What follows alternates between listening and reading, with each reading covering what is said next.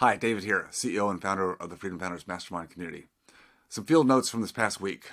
Field notes meaning interactions, discussions, conversations I've had with a multitude of people in my space of dental colleagues, health professionals, high net worth individuals, high income individuals, and also in the real estate alternative space, which is something that I've looked at also and been involved in for over 4 decades.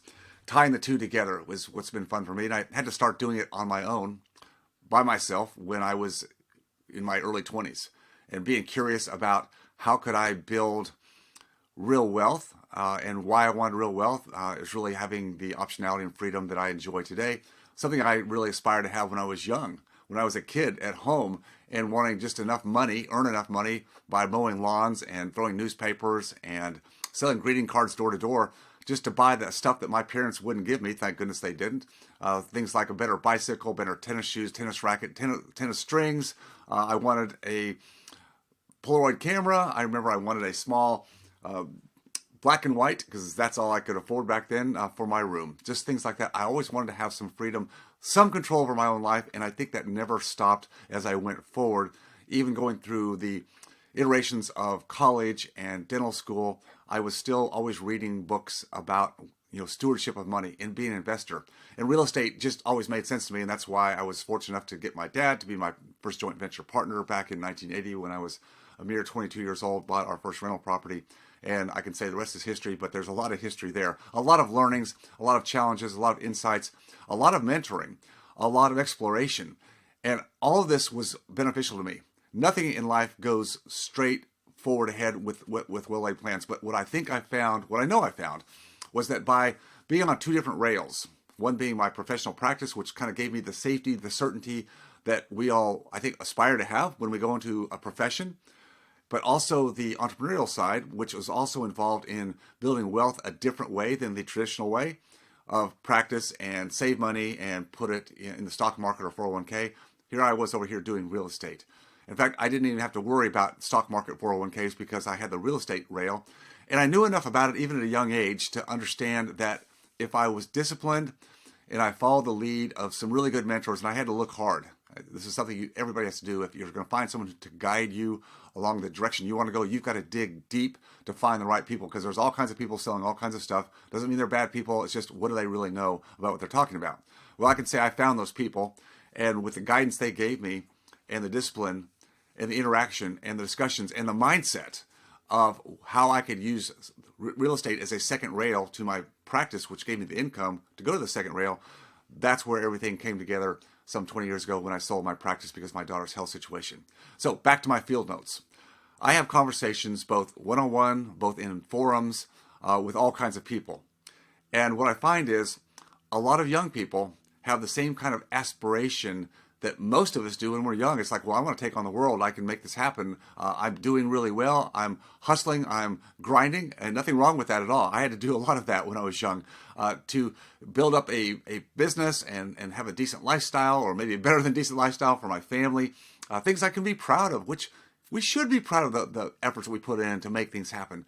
The issue I find, though, whether it's young, mid-career, or ending, is none of these hardworking people, well astute at what they do with their expertise and their training, understand the real basics, the concepts of finance and investing and building up net worth, and how to turn net worth or equity at some point into cash flow.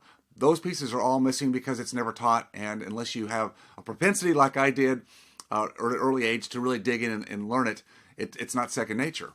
And so I see young people that have these high aspirations, they're willing to work hard, but I see them going down wrong roads, left and right all the time. And it's hard to communicate with them that because, well, they feel like they're successful in one area, they're going to be successful in every area. Not necessarily true. They just have to wait until they're ready to hear the real insights from people, not just me, but other people who have actually done it, gotten to where they want to be. Mid-career, typically people who have a good business. It's never perfect. We've had a lot of issues in the last few years with labor shortages and COVID, but still we survive it. People getting more tired of that grind and saying, how can I start to pull back a little bit? So the grinding starts to wear people down in their, I'd say, mid 40s to mid 50s. That's where it really comes full circle. And the kids are growing up. They're getting ready to leave the house in maybe anywhere from a few years to 4, 5, 6, or 7 or 8 years. And they see this time dissipating, yet they still feel like on the grind. They can't let their foot off the pedal because they do. They're not going to have enough. They don't know how much is enough. And they never learn how to take equity, wealth, and turn it into cash flow.